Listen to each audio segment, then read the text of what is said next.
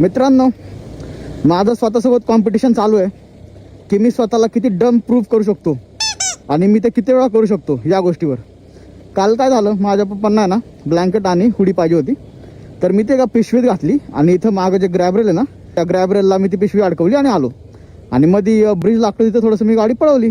आता माझ्या लक्षातच नाही की भाई मागं पिशवी अडकवली आहे मी, ती गेली उडून. मग मी ज्यावेळेस इथं आलो आपलं दाना पाटलाकडं, यू गाईज नो दाना पाटील, हां आपला गॅरेजवाला, त्याकडं आलो भाई आणि मग बघितलं तर पिशवीच गायब.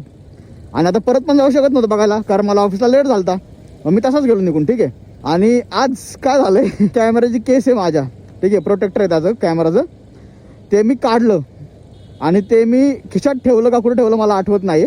मी कॅमेरा माउंट केला आणि मी तसंच निघून आलो. आता ते पडलंय, ते कुठं पडलंय माहीत नाही. आता मला परत राव हे काय काय करतो ना मी, मला काय कळत नाही भाई, कुठं लक्ष असतं माझं काय कळत नाही मला हेच कळना. मी एवढ्या डम गोष्टी कसं काय करू शकतो भाई, मी कसं काय विसरू शकतो मी गोष्टी एवढ्या.